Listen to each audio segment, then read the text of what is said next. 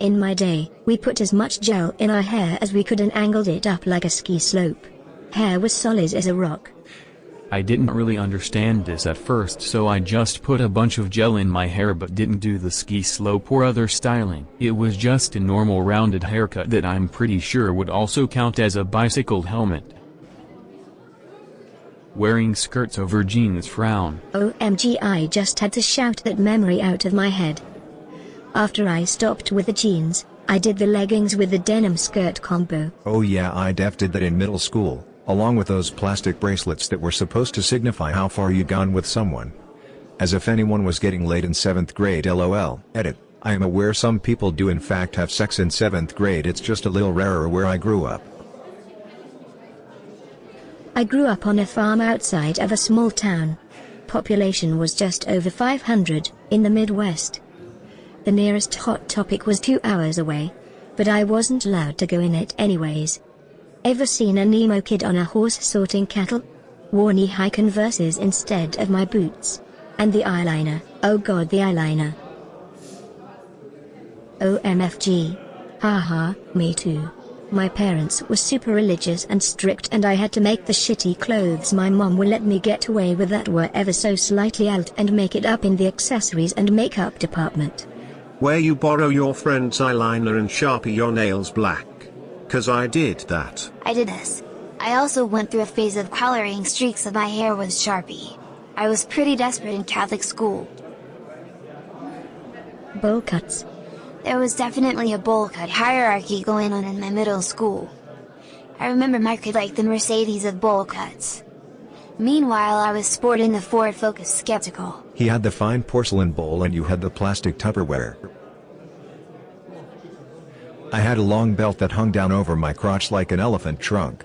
Also wore gym shorts under my jeans for pickup games, even though I only ever played 3v3 with my friends on the weekend, lol. Had to be the braided leather.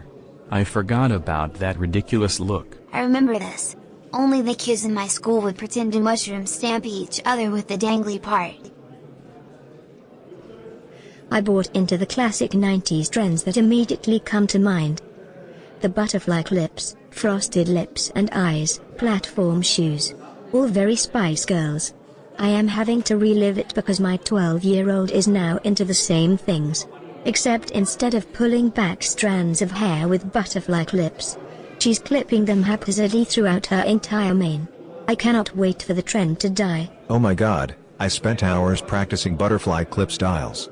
So much separating with a fine-tooth comb, zigzag parts, and twisting, and getting the little front dangly bits just right. How does the back of my head look?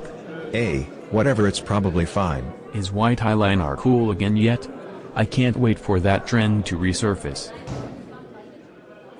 The Ed Hardy t-shirts. Teenagers actually wore those? I thought they were only for cheesy SEA guys. When Walmart started to have Ed Hardy shit like car sun visors and air fresheners and other miscellaneous crap, suddenly Ed Hardy wasn't popular anymore. Long emo bangs. I always wanted those, but my mom cut my hair. My haircut looked like He-Man's. Long emo bangs on boys who wear eyeliner definitely did it for me back in the day. Tie trolling jeans. Slap bracelets. Hypercolor shirts. I remember slap bracelets in the early 90s. There was a trend at my school where kids would take the cloth exterior off and slap each other with the bare metal part. Some tried to sharpen the metal edges. They were banned soon thereafter. They were banned at my middle school for this reason. Kids would use them to cut other kids. This only solidifies my belief that schools are like child prisons. I honest to God had a mullet and I wore cut-off tank tops. My little brother's in high school, and this is making a weird comeback. Maybe it's because we live in a semi-rural area. But he and his buddies all look like these weird fucking hillbilly clones. Mullets, cut-off tanks, athletic shorts, and boots. They also pined over classic Camaros and El Caminos. I live in a rather wealthy suburb of the biggest city in my state. And this kid named Colton has a mullet, wears cowboy boots, and chews sunflower seeds every day. Most redneck kid I've ever met, and it's so out of place compared to the rest of the school. Chill kid though. I remember the movie You Got Served came out. I watched it once and thought it was cool and would say you got served to people. Shit makes me cringe but smile at how much a dork I am. Not so bad if you were waitstaff at an Applebee's or something. Neon fishnet fingerless gloves. Mom told me I'd be embarrassed about it in the future. Mom was right. Edit, this blew up more than I expected. I feel like we're all chatting in a bar somewhere and I love it. I hope you all have a beautiful weekend. How can we save our own kids from the embarrassment? No, wait, why would we try? We can harness that embarrassment later. Except those things are awesome. I wore one of those black plastic chokers every day of 7th grade. I used to take photos at terribly high angles of myself and edit them so that the exposure was so high you could only see my emo eye makeup and then put a really cringy text font on it with something like "Death is Sweet Release." YIKES.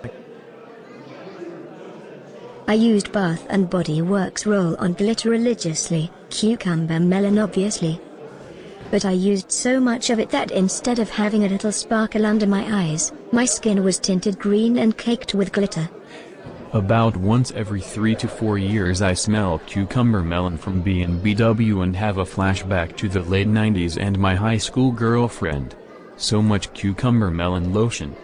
All of 1998 smelled like cucumber melon. I used to wear those black button-down shirts with fire at the bottom, like the kind Guy Fieri wears. I don't know if it was an actual trend or not, but it still makes me cringe. You were in Flavortown and didn't even know it. Fucking Happy Bunny shirts, it's all about me. Deal with it. I'll be nicer when you're smarter, especially annoying since I was the most shy and passive person in my school probably. I had one of those calendars and took it to school every day and set it on my desk during my school years. The thing is I had 6 different classes, so I would unpack it, and pack it back in.